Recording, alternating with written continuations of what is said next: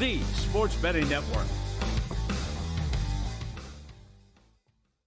Follow the money. That's what I always say. You always follow the money. Yeah. This is Follow the Money with Mitch Moss and Paulie Howard on VSiN. Here we go. Welcome in. It is Follow the Money on VSiN, the Sports Betting Network. Mitch Moss, Paulie Howard with you live downtown Las Vegas from the Circa Resort and Casino. However, you're taking in the show today. For those of you watching on YouTube TV, Nesson Plus, Masson, watching/listening on the brand new VSiN Watch app. Good afternoon, hello, and iHeartRadio as well. Huge program lined up, including Rich Gannon in 15 minutes, Sal Palantonio an hour from right now, Mike Palm, Matt Humans on the show as well. A lot to get into today, Paulie.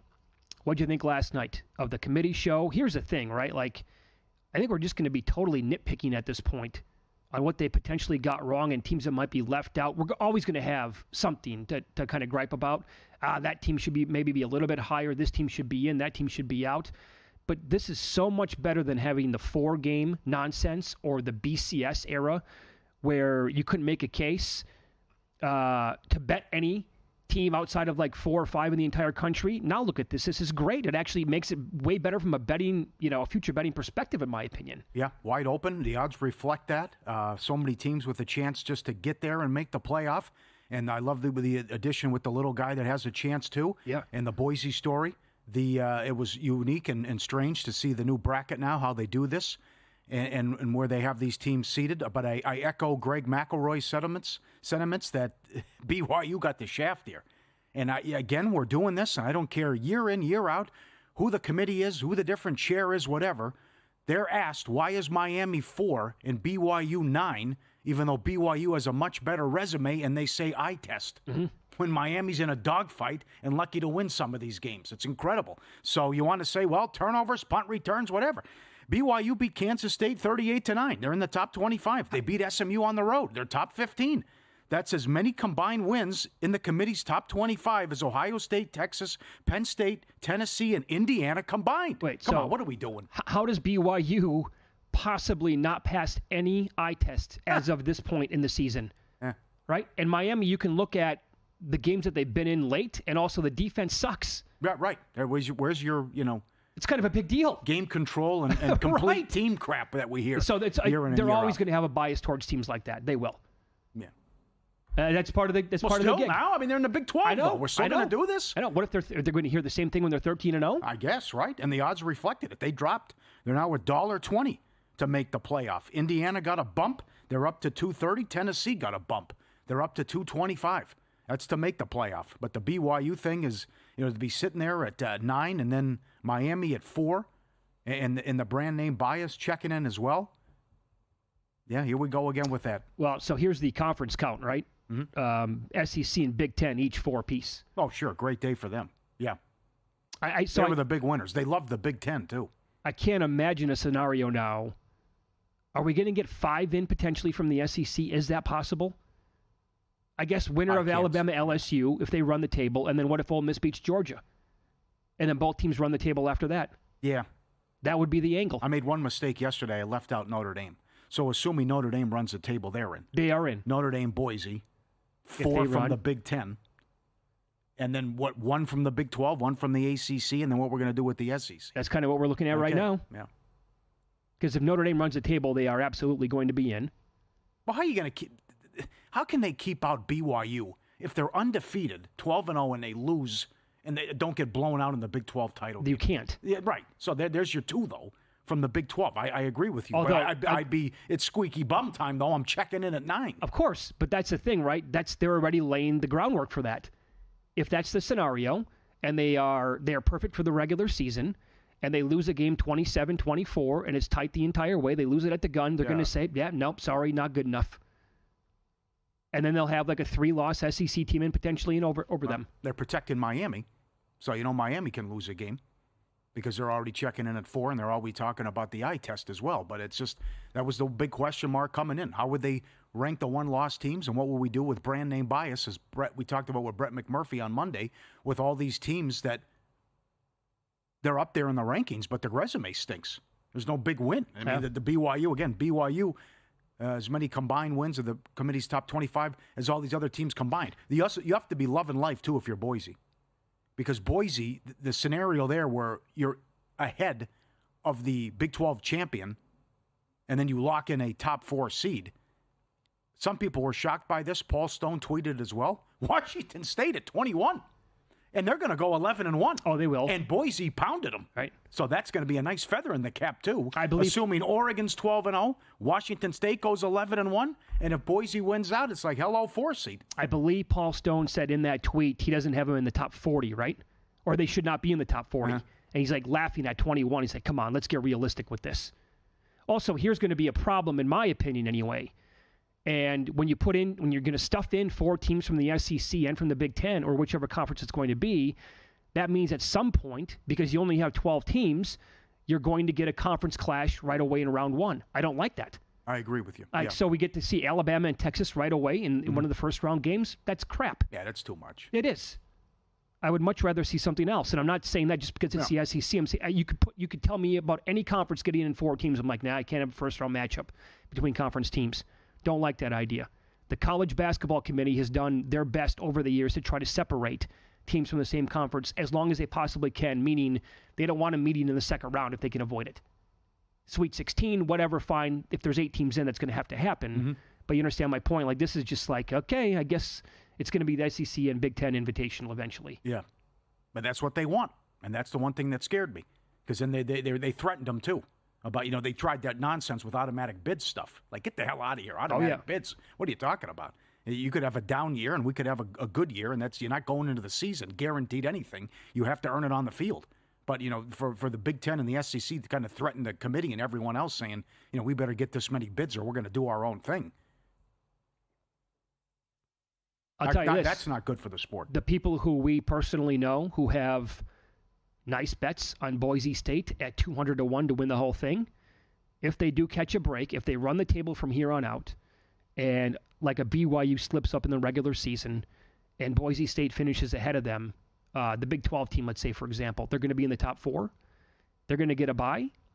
What if that's not Ohio State sitting there in the 5-12 matchup and it's somebody else, and you have a ticket at 200-1 on Boise State for a healthy amount of money, and they catch a break in their first playoff game, and they can maybe win that thing to advance? You are looking pretty with a bet on them. Absolutely. At that big number. Yeah. That's a good job. The other thing is, let's say BYU runs the table. They're still not going to have Boise a 12 seed. So will they give Boise a home playoff game on the Smurf turf? Oh, please. How good would that be? Right? I don't want to hear about this small, that doesn't hold that many people, all the other stuff. Mike Palm was just there. Perfect timing. He's coming up later to talk about that. But that's why this is so great, that first round is on campus sites. And to me, that's a no-brainer. It's just go by the seed. Don't screw them there. And that would be awesome if Boise got a home playoff game, whether they're the 8th or whatever it could be, how it plays out. Here's what I would love. The committee to go above and beyond to keep them away from having a home game, right? So it's, I think, like 38,000 people. That's how big the stadium is. And if they say too small and we want to avoid weather games, and then I want them to put like Penn State in a home game and I want like 5 feet of snow. Yes. That's what I want to happen on a Friday night. That's right. And the SEC has never had to deal with that ever. No, ever. They don't. Right? All this neutral stuff, all inside, never weather scenario. Okay. Go to Penn State now when it snows and it's 20 degrees. Or Ohio State, whatever. Any of these cold weather teams. Perfect. That's what we need to happen. That's right. But it's just to look at the bracket again. God, that is sexy. It is. Right. Who's better at their job, Reese Davis or John King or Kornacki? Well, John King is that's the most impressive thing. Reese Davis is awesome. Right. But I don't know how anybody in the world can be like Kornacki or John King. And when they're up there in front of the TV and they're doing the touchscreen stuff and they know, have you ever memorized counties from Minnesota where you're from? No chance. I couldn't tell you. State capitals, yes. Capitals, the 50, right. The 50 states, the capitals. For him to know every county in every state. And then he'll go back and tell you Biden in this 2020, and this county went this way. In 2016, Trump did that. And he can bring it up right there, right in the touchscreen. It just comes right up. I'm like, this guy, A+. He's got to be like Kornacki now is more into sports too. Yeah, where he'll do that for. Yeah, he's on there for the playoff, which is brilliant. But we should get more of something. Something needs to be built specifically for King to like give us on TV like more than one every 4 years. He's amazing at what he does. We need that guy from a prop standpoint, any sport. There you go. Just go back and say, here's what this is what happened, 3 weeks ago, right. and this is the history of this, and when a guy's at that number and whatever else, and he has it all memorized. How can you possibly memorize every county in every state? It's going back to 2016. He has all that go stuff. Longer than that. Now let's go over here. Now you're going to notice like these metro areas that are all blue bubbles, and then the rural stuff. And oh my God, it was unbelievable what he was doing. Did you like Newsroom? I'd love that show on HBO. Until the end, yes. Okay, it didn't end well. But I'm thinking just like if you're running that newsroom and that you just sit back, CNN, whatever, and you just throw it to him and say, let him cook. Let him cook got and half let an him hour. go. Do what you want. Yeah, he's great. Did you like his line, too, about... so there's a thing of beauty last night. And I happen to be watching John King because I think he is so incredible at what he does. So he's mentioning how Trump has the lead, and it looks like it's going to be growing in Georgia and in North Carolina. And then they went up top, right? And at the time, Harris was leading in Pennsylvania, Wisconsin, like the blue wall. And he's pointing, like, if she maintains the lead, she's going to be fine. He looks right at the camera, and he goes, it's early. Don't call your bookie. And I could not help. I don't even know what was said over the next minute. I just had to laugh. And I was like, thank you, John King. That was a brilliant line for addressing that part of the election. Yeah. That was hilarious. That was really, really good. Yeah, I was watching when he said it, too. Yep, he's strong. He is strong, man. That's a good question, though. Who's better? Yeah. I don't know. They're perfect for our industry. Yeah. Or that NBC, like Kornacki. That guy's perfect for props. With his memory there and you how go. he can use that touchscreen.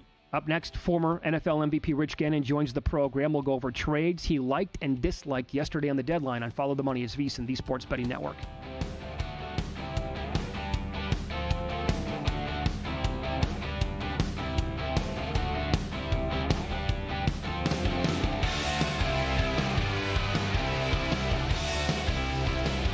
Time. There's nothing more valuable. It's what drives everyone to make the most of every moment. We celebrate living large in the now. In a city where time disappears, we create experiences that electrify the soul and memories that will last forever. We go big, we go all night, and here, everyone is invited. So get loose and get loud. This is Circa. You'll have the time of your life. Sports bettors, this is your chance. VSiN is bringing you an unbeatable deal. Get a VSiN Pro subscription for only $9.99 for your first 30 days. That's over 65% off the usual monthly price. With VSiN Pro, you get access to exclusive insights, expert picks, and in-depth analysis that break down the odds in real time. Plus, you'll wake up to daily picks in your inbox, all for just $9.99. But hurry, this offer won't last long. Go to VSiN.com/subscribe and join us on the Sports Betting Network. So, Paulie, have you had a chance to read the VSiN Daily yet? Yeah, came in at 3 a.m. What's Bill doing up that late? Well, rumor has it, it starts off with a 12-hour meditation session. Then he just pours himself over film and live TV, really focusing and taking it all in. Bill's in with the biggest insiders, talking trade secrets, strategies, the whole nine, absorbing the info. And then and only then can the writing process begin.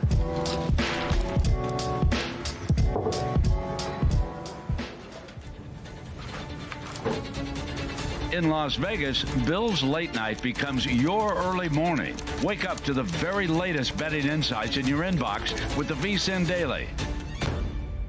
Sign up for free at vsin.com/newsletter.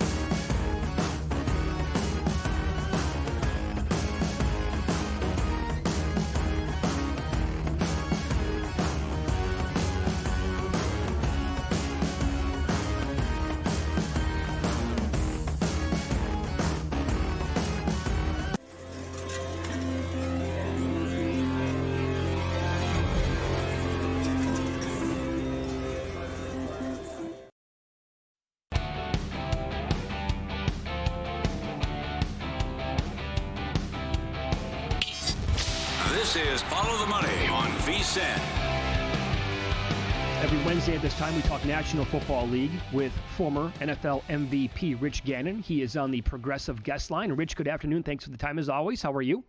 Mitch, Paulie, great to be with you guys. Busy day in the NFL. Yeah. It was a very busy trade deadline day. What'd you make? I think the one that was universally liked the most was the Commanders trading for Marshawn Lattimore. Would you agree with that?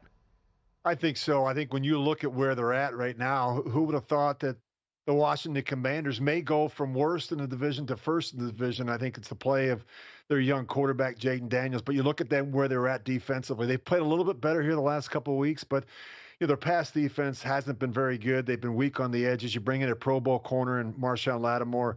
The situation in New Orleans wasn't going to work out. They fired their head coach. This is a really good player, guys. This is a guy that can lock down, play man-to-man. He's very physical, uses his hands well at the line of scrimmage. He's really good when the ball's in the air. And this really helps them. I think when you look at teams like, Washington, what Baltimore did, right? Teams that believe they're playoff teams that believe they're good enough to win a division, where they address some weaknesses. I look at Baltimore, they bring in a really good receiver, obviously in Deontay Johnson, and a really good corner in Tre'Davious White. And you look at where they're at. They're number one in run defense, and they're dead last in pass defense. They've given up more explosive plays, pass plays of 20 yards or more than any team in the league. So going out and adding a corner as well as a wide receiver was a good move for the Ravens. Do you think Mike Williams can find something in Pittsburgh with Russell Wilson, or is that a lost cause? I don't think so. Mike Williams, guys, before the injury, there's a couple things he did really well. He's a bigger receiver. He really ran the vertical routes well, the post, the go routes where he could use his size and his length. He was a good slant runner. I just think when you watch him in New York, it was a struggle. He missed most of the offseason program, never seemed like he was comfortable in the offense. He's a guy that's going to go to Pittsburgh now, another offense. It's going to take him a while to really, I think, get up to speed in terms of all the concepts and the terminology and the verbiage and the audibles and things like that. So I think he can help you in a handful of areas. I think he's a guy that you bring another productive receiver that has size and decent speed for the position. But I just don't think he's going to make the type of impact that, say, DeAndre Hopkins is going to make in Kansas City. I know your family. Once a Raider, always a Raider. What do you think of the direction of the organization's taking, and then coming off a game where you allow 40 points, they clean house with the offensive staff? Yeah, what's interesting, the offense clearly has had issues all season. The offensive line hasn't been very good. They lose a couple tackles, left tackles. And, of course, Trey Henderson has 4 sacks in that game. So the quarterback position's held them back. They've got 19 giveaways, which is the most in the NFL. They haven't been able to run the ball all season. But here's the other thing, guys. In the last 5 games, we talk so much about the issues offensively. They've got up 31 points a game. That's what their average, 31 points a game over this 5-game stretch. So they haven't played well defensively either. And now they're making changes to the coaching staff. They fired the offensive coordinator, the quarterback coach, the offensive line coach. And you bring in Norv Turner, and I just don't know. Obviously his son Scott's going to call the plays, but Norv is going to be another consultant. The Raiders have had a lot of consultants this year, and I don't know how much that's going to make a difference at this point in the season. I think we could talk to you about this every single week, but we saw plenty of instances on Sunday and then Monday night where a team had a chance to maybe go for 2 and the win rather than seeing what's going to happen with the coin flip and then overtime. They might not even touch the football, and it never worked out, not once this past weekend. What is your opinion on that? There's so many decisions that go into that, guys, and it's not just, the score in the game, the situation in the game, the time on the clock. There's a lot that goes into it. The trainer coming up to you saying, hey, so-and-so has got a calf injury, or so-and-so, we're struggling right now, or he's gassed. You're going to have to replace him.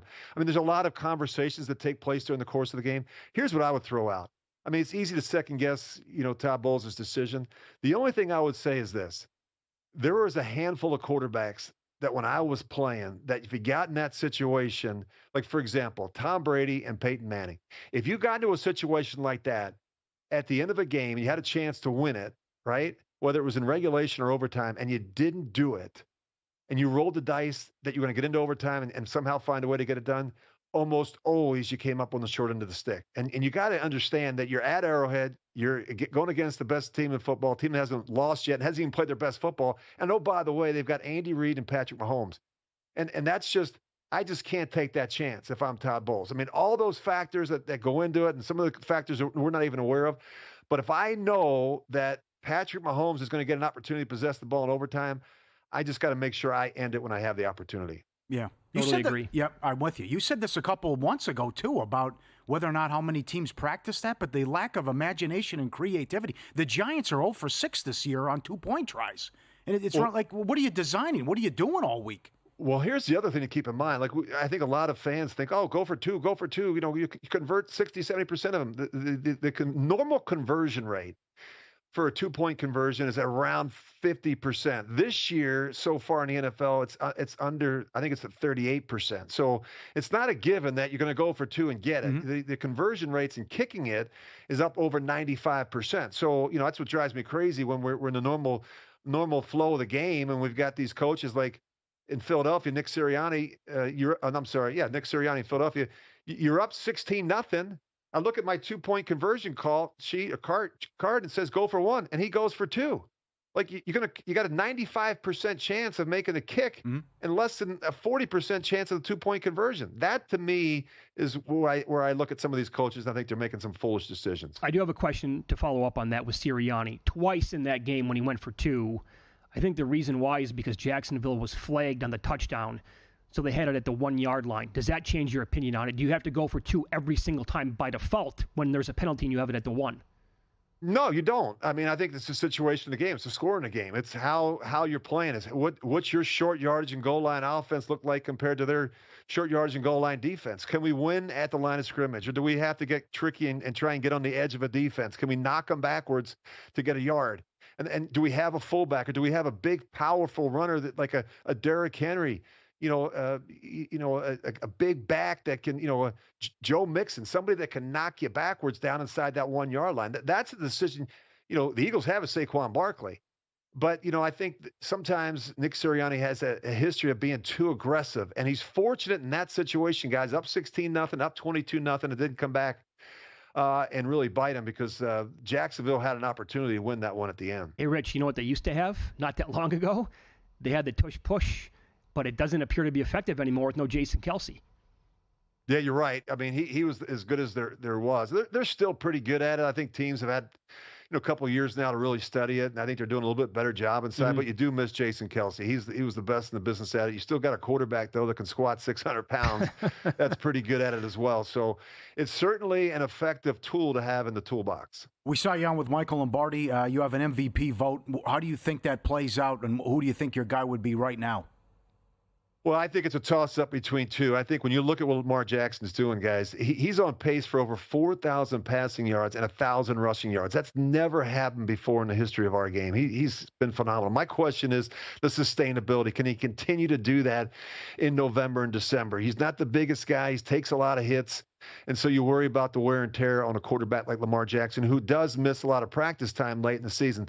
The other quarterback that I think is flying under the radar screen, I don't know how this is happening, but you look at what's happening in Detroit with Jared Goff. Guys, he's been almost flawless here the last 5 weeks. I mean, he's completing over 83% of his passes.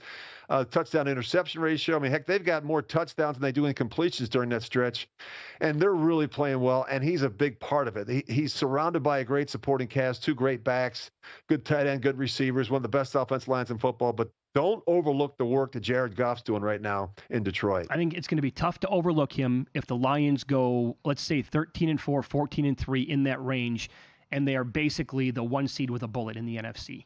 You know what helps, though? I would just say this, having won the award, a big national game, like in those last couple of weeks, a big game, a Sunday night game, a Monday night game, a game like that where you have all those eyes on you and you go off, right? You throw for 4 touchdowns, you have a rushing touchdown, you do something special. It's certainly your body of work throughout the course of a 17-game regular season, but it doesn't hurt to make a splash or 2 in December. I'm 98% sure I had you in one of my fantasy leagues the year that you won the MVP. So thank you. It was an amazing season. I believe I won my championship that year as a result. What game was it for you that did it? What was the primetime game? I think it was a Denver game. I think we played Denver on Monday night. I completed like my first 21 passes or something like that. I can't remember. Yep.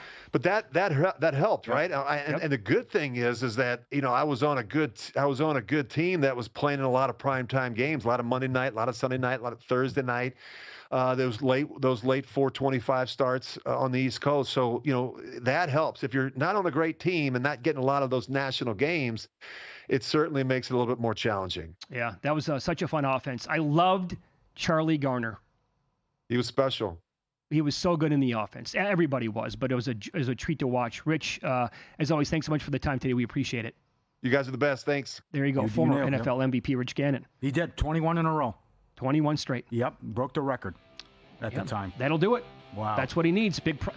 Lions playing primetime Sunday night. Let's go, Jared. 21 in a row against the Texans. We have a huge NBA card tonight. We will run down some of the key injuries you need to know, player props we like, and a new favorite to win an award. Details on that coming up next.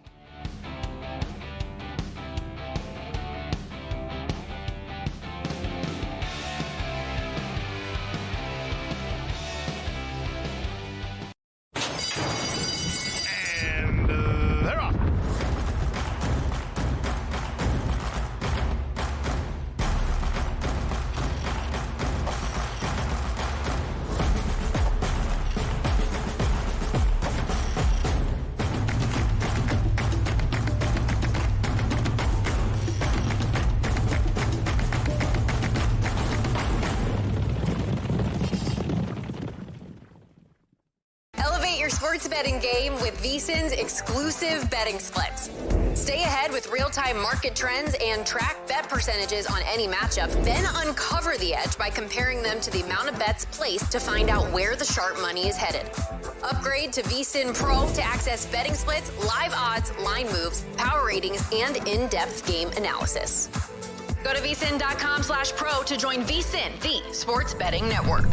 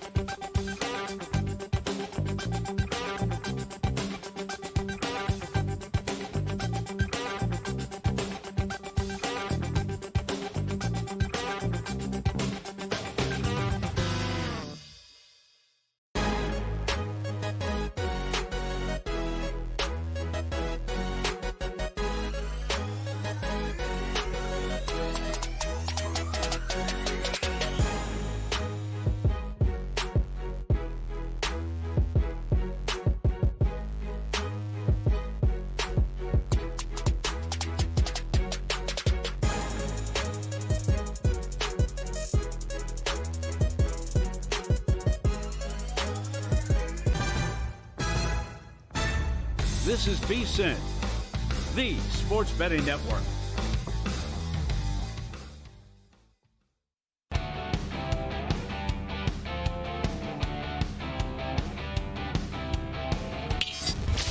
This is Follow the Money on VSiN. Huge card tonight in the association. Big game, Golden State and the Boston Celtics. Boston at home. Now, this number's been all over the place. Yesterday, when we were talking about this game, it was 7. I actually think some spots had 7.5. I noticed it get down to as low as 5.5 today. Now back to 6.5 in the spot. Jaylen Brown is out for the third consecutive game. Mm-hmm. Long hair, don't care. Well, he like 25-4 without him the last couple of years. I know, and he. By the way, this is how good they are. So far this season, he's averaging 25.7 points, 7.2 rebounds, and 3.8 assists. And he has scored over 20 points in every game he has played this year, and at least 25 in each of his last 3 games. And they're now this is a different animal they're taking on tonight. Previous 2 teams were kind of garbage, but they are phenomenal. When they've been doing this without Porzingis. Yep, right. And now last 2 without Jaylen Brown. Mm-hmm. Here's part of the deal, is that we're starting to notice now some of these guys who are playing more minutes this year, and we're calling this team a lot deeper than they were last year. It's because we're finding out actually how good they are, like Peyton Pritchard. Through 8 games, 16 points per game, 1.3 steals, 4 made three-pointers, and 43.2% from downtown. He's leading all bench players in points and threes, and he is now your new shortest shot on the board to win the 6th Man of the Year award in the NBA. Wow. I think that came out of nowhere. Yeah. I don't even know what his number was 2 weeks ago. Yeah. How about Buddy Hield over 3.5 plus 165? I noticed that number. Yeah, there's going to be plenty of opportunities here. Number one, we like the Celtics. Gave it out yesterday, back up to 6.5. It's the Steve Kerr revenge game, and for what happened to Team USA, even though Tatum wasn't playing well. So any motivation the Celtics need, plus Golden State, while they're 6-1, have played a lousy schedule, and the loss at home against the Clippers. So I just think Boston's too good, too deep, too many players, too many weapons, and they can run them out like they did last year and eviscerated them too. So, yeah. But the Buddy Hield stuff, you're going to get plenty of opportunities here from 3. I can't believe it's plus money. Other books have 2.5 at like minus 170. I'll take the 3.5 plus 160. So would I in that spot. Yes. He's going to get, my guess is 9, 10, 11, 12 attempts again in this game tonight. Yeah. So when the attempts are going to be there, okay, I'll give you one more here that I bet. Jason Tatum, again, that's the angle here tonight, right? The chip on the shoulder, not treated well by Kerr at the Olympics. I agree with you, by the way. He was not playing well over there. Oh, shot was off, yeah. He leads the entire NBA. He's averaging 13.3 points in the first quarter alone this year, shooting 60%, hitting 2 made threes every first quarter. His prop tonight is 9.5. I bet it over. I had to, partially because of the numbers, but also the narrative fits in about he's going to come out. And it went back to when I bet Anthony Edwards first quarter over against the Mavericks. You knew the guy was going to be pissed off about what happened in the playoffs last year. I had to bet him a first quarter over tonight. Had to do it. So I can't find anything on Pritchard for this game tonight. I don't see him being listed as out. So anyway, we have a few hours before game time. I think more stuff's going to keep popping anyway. Cavaliers in the 7.5 range at the Pelicans. Now, this was the angle the other day that I missed. You and I were actually both alerted about this before the game, but it's a total mess right now with New Orleans. And how many guys they've been out recently. Yeah. You have Zion tonight, though. And I know it's been a mass unit in what's going on, but Cleveland 7.5, they should get whatever they want offensively. Undefeated, number 1 team in the league in offensive efficiency, 120 points per 100 possessions. And New Orleans has issues defensively, and I just think if lay 7 on the road is not dangerous here. Just how good Cleveland is, and keep this going, and the winning and the shooting is contagious in what they're doing. Had the bad second half against Milwaukee, where they couldn't make some shots and had some bad possessions, but they've delivered all season long, and I think they get it done here again. And New Orleans couldn't slow down Portland in the last game and gave up 118 points at home. So I am not going to get in front of this Cleveland freight train. No, and Zion, by the way, is questionable for the game tonight. So there is that. Other big injuries to monitor for tonight. Questionable Anthony Davis for the Lakers. D'Angelo Russell and Austin Reeves were both upgraded, I think, to probable. He's too high. Russell's 16.5. Yeah, that's a big number for him. I don't get that. Hachimura, this could be big for the Lakers, obviously. He was doubtful, but then not that long ago, he was upgraded to questionable here for the Lakers, and the Grizzlies are laying 1.5 in the spot. Total is 231.5. Yeah, Lakers are 21st in defense. That's been a disappointment, but got to have AD leading the league in points. See if they bounce back after getting humiliated by the Pistons. That cannot happen. That's unacceptable. A couple other things caught my eye. The Philly Clipper game. The soap opera and drama continues with Philly, 1-6 on the year. How does Paul George points go up, but they're going against a tougher defensive team in the Clippers? They probably think more minutes maybe tonight. I don't know, 20.5 now. And you would think if it's a tight game, the ball has to go to Maxey and not George after what happened against the Suns. So I would say Harden over 9.5 assists, minus 130. He is number 3 in the league in assists. And I would take George under 20.5 points in that one. All right, what do you make of the current total in this spot? It's a Clippers game at home with the Wall. It was 216.5 a little bit earlier today, now down to 214.5. Yeah, I'm all about the unders in that building, especially when the team's coming in for the first time. Here's the thing. I think you got to bet them immediately as soon as the numbers come out for the Clippers. Mm-hmm. That's right. Limits are not going to be as high with the overnights, but we've seen now movement here for most of their games. Top of my head here, they've actually been going, or the totals here recently have been going under. With the money coming in, I should say. Chris Paul assist up to 8.5 now. I know it. They jacked it up on us. He's gone over every game but one. So they're making you pay now. 8.5. Well, so... But it should be a high-scoring game here against the Rockets, and we'll see. What was Wemby? Yeah. Now, they've been playing games with his three-pointers. 1.5, 2.5. It's 2.5 now under minus 190. Which you're paying a steep price, but I like that under. I don't think he's going to hit 3. And then I would go under his points as well. But we don't know what's going to go on with Pop, with health issues. But it's been Paul assists over and Wemby points under and threes under so far. Yeah, I'm right now looking at the NBA Prop Bet Analyzer at VSiN.com. Click on Tools at the very top of the screen when you're there. And when you click on Assist then at the Analyzer, you're exactly right, Paul. CP3 is 6-1 to the over, his assist prop on the year. And the column to the right breaks down his record against tonight's total because, again, the number has moved up to 8.5. He is only 5-2 over that number on the year. So once these numbers start to get out of control like that, it's a good way to peek and say, you know what, he's been great when it was a lot lower, and now that the books have adjusted, he hasn't been so great. So always take that into consideration. There are a couple of guys tonight, like Christian Braun with his points prop. He is 7-0 over on the season.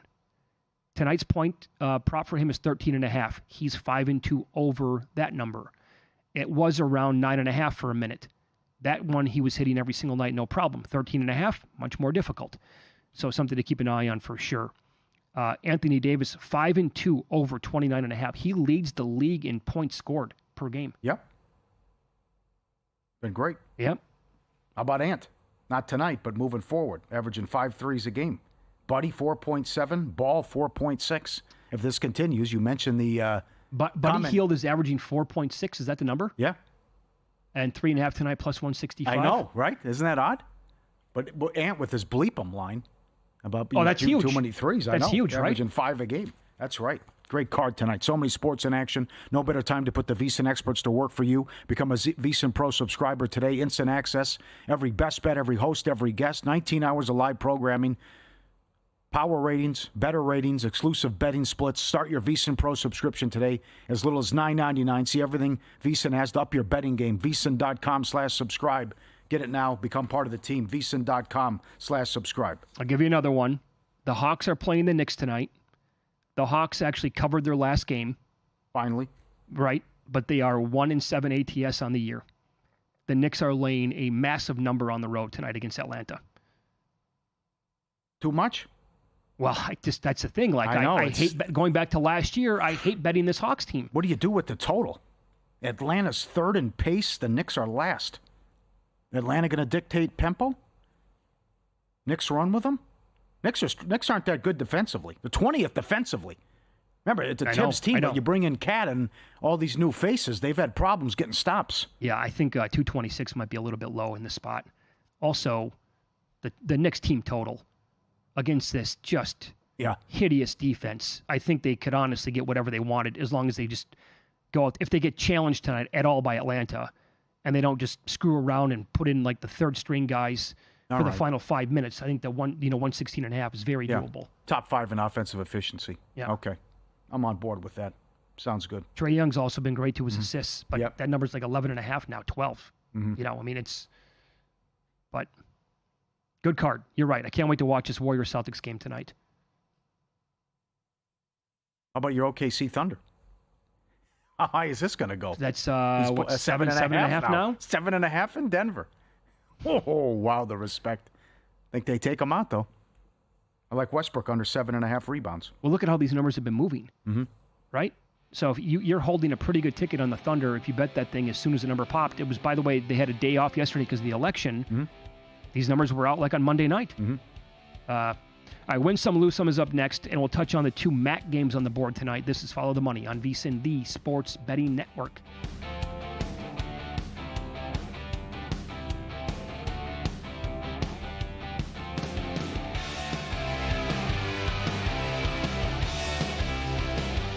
In the heart of downtown Las Vegas, a sports oasis awaits. Stadium Swim, the ultimate outdoor amphitheater, built for the ultimate sports fan, with a colossal screen that brings the game closer than ever. Reserve a daybed, private cabana, or lounge in the center of it all. 6 pools to dive into as the game heats up. And the best part, there's never an off-season. Open 365 days a year. Stadium Swim, it's always spectator season. You spoke, we listened. Introducing the all-new VSiN Watch app. Now, you can watch and listen to VSiN expert analysis live wherever you are. Missed a show? No problem. Catch replays of VSiN's full lineup at any time. View highlights sorted by sport. Or use the search feature to find specific teams and topics you're looking for. And the best part? It's free for a limited time. Download the VSiN Watch app today. Available now on the App Store and Google Play. And join us on the Sports Betting Network.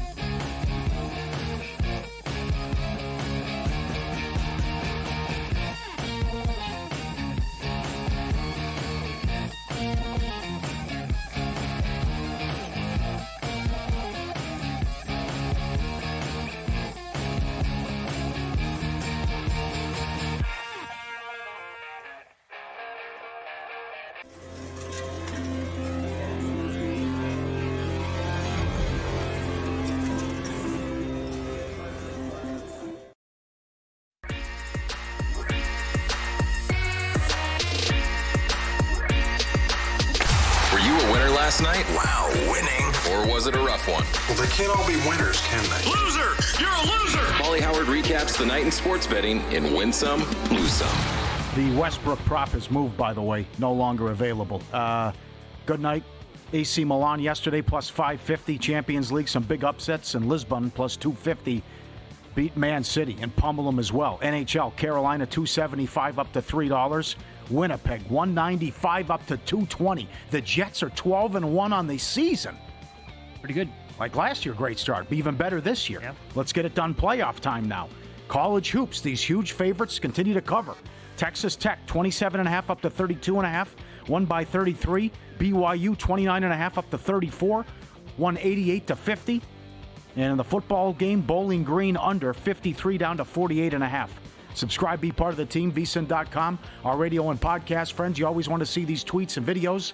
Look at the Corgi. Paulie Does Vegas on Instagram, by the way. Send them in. We'll put you on like the one viewer did here. The Corgi chasing the trash. Windy Day is coming around, and look at all the trash out front. Is that Toto? Yes, right. Look at him. That's a great exercise there. And then the other guy comes in, too, walking the dog. That is fun. Volume up for this one. You got the two dogs playing, right? And the little puppy is barking at the big fella, right? Give me your toy, huh? You want to play? You want a piece of me, right? You know, the guy's, his head's bigger than this guy. And then, right. How good is that? The big dog says, okay, watch this. That's a real bark. And the little guy falls over it. He's so scared. There it is. It's like, leave me alone. It's my toy. Leave me alone. He barks at him. And the other guy's so freaked out, he does a somersault and falls over. That's intimidation, baby. Intimidation. You got to get those reps in. Exercise is key. Live right. Feel good. Look at the dog doing his exercises, watching the people on TV stand up, squat, sit down. Oh, it's him. I thought that was a human. Okay, he's watching himself. It's a human and a dog. Oh, okay. So they made a video of it, and oh, wow, okay. That is smart. Is that a Doberman? That's incredible. How smart that dog is. Mimicking what's going on the TV with the exercises. Strong. A+ to everyone here at Circa. Number one, I asked them to put up a prop. How many teams in college football will go undefeated, counting the championship game? Oh, counting the championship game. Yeah, because there's 5 left regular season. It's not. I want to count championship Saturday. Nick's on it. So I mentioned the prop that DraftKings has up with the Chiefs. 7-1 to go on to 18-1 here. They put it up yesterday. Great job. 18-1 will the Chiefs go 17-0. Great job by the guys here. Excellent. Lose some. Bowling Green 10 up to 16. Yeah. You put it on TV, people will watch and bet it. We got getting carried away. I wanted 10 or 11. Now we got to 16, and they won by 10 with the late touchdown. But that was, look at that move on a MAC game. Miami of Ohio, 10.5 up to 13.5. Guess what? They're betting the favorites again tonight. Doesn't end. Hoops, Florida International, Rice over, 147 up to 151, 77-70. Arizona State, Idaho over, 139.5 up to 144.5, 55-48. Washington, 12.5 up to 15, won by 6. BYU over, 148.5 up to 155. They did their part, no help, 88 to 50. I like the random stuff on social media that comes across, and I love Fight Club. Love that movie. When Fight Club premiered at the 1999 Venice Film Festival, it got booed hard by the audience. Ed Norton said, as it was happening, Brad Pitt turned to him and said, this is the best movie I'm ever going to be in. Yeah, and it probably has been. And David Fincher's awesome, too. And then they got an award, Best Guy Movie or whatever it was, and they read the reviews on stage. It was hilarious. Actually, Brad Pitt, his critics history, hated it. That's a good movie. It's probably tough to rank as like top 5 movies. He's been in a ton of great flicks. Yeah, we got to do that. I would say his performance overall, though, in Fight Club has to be number 1. Yes, Tyler Durden. He was incredible. Yes, awesome performance. I'm with you. Loved it. One more thing, too. Talking about Kornacki and John King and how they can do this stuff and go back to what Trump did or whoever did in 2016. All this technology right at your fingertips, and I got Dabo twice kicking an extra point. Down 13.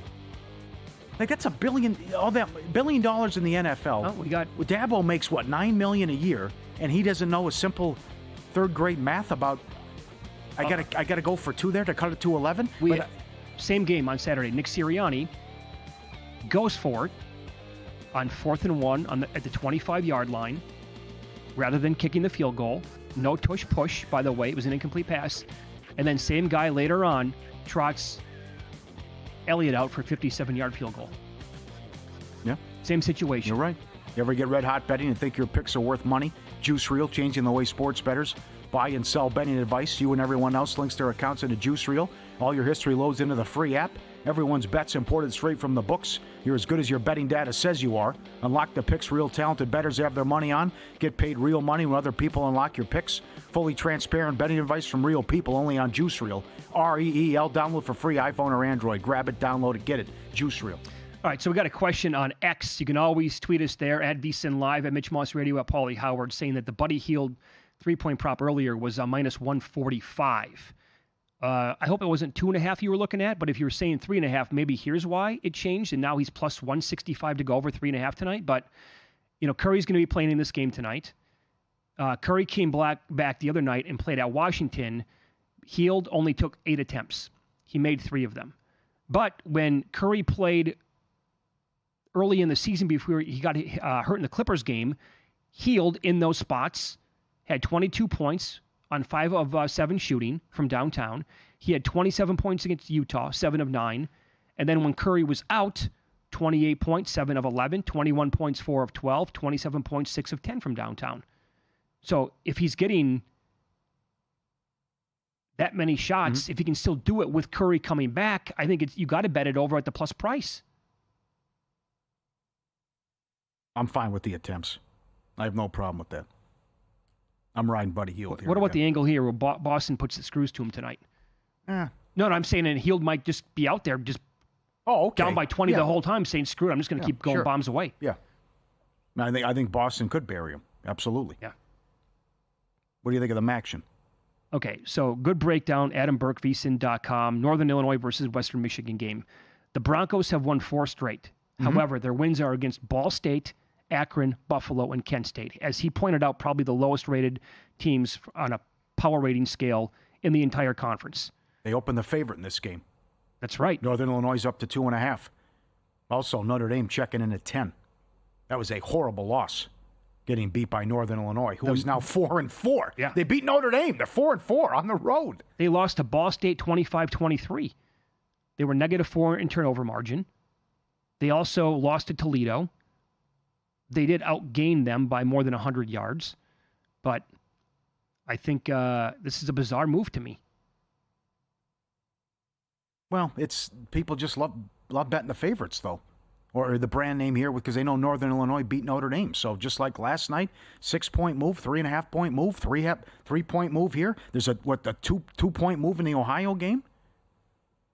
Just let's bet the favorites here. Yeah. But it's always a tough with these MAC games. It seems like the dogs are always barking. I understand that Kent State, though. I mean, Kent State might be the worst team in college football. Of course, yeah, what they're doing. Horrendous. So I go take them out.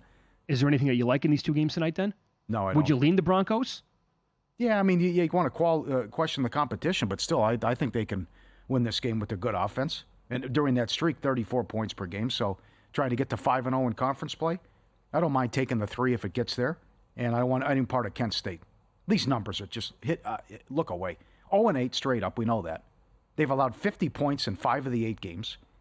They're 122 passing offense, 132 rushing offense, 129 scoring. They started out where they couldn't cover a game, too, and then they backdoored someone a couple weeks ago as well. Right. So this team is just an abomination. You mentioned this earlier. Mike Palm's going to be in studio. That comes up at 5:30 Eastern time today, 2:30 out here on the West Coast. And Derek Stevens, a bunch of people here at Circa, they were on the Smurf turf up in Boise last Friday watching. I wonder if that changes opinion at all on Boise State. When you watch a team right there, you have the access, you're in person, you see everything that's happening. Like, does he all of a sudden think that Boise is a possible contender here in the playoff? That number now moved to minus 230 in that range for them to actually make it? No, that's higher than that. It's $3. $3 now? $2.50, yeah. I think we should also be able to bet on what seed these teams are going to get. Oh, I like that. I would love to be able to have a book post up right now, like where's Boise going to land? But basically, or you could just put up a prop. Will they get a bye? Will the Broncos get a bye week in the college football playoff? That would be a tremendous prop to have up. Over-under seed. Yeah, that's well done. Over-under seed position. Odds to get what position. Yeah, how many conferences, how many bids per conference, all of that. You could have a field day. The lowest seed to host a game is the 8th seed. So basically, you could put up, will they get over, under 8.5 for a seed? Like, would they give them a home game? Up next, Sal Palantonio, ESPN. He has some strong numbers on the Thursday night game. Find out what they are next here on VSiN.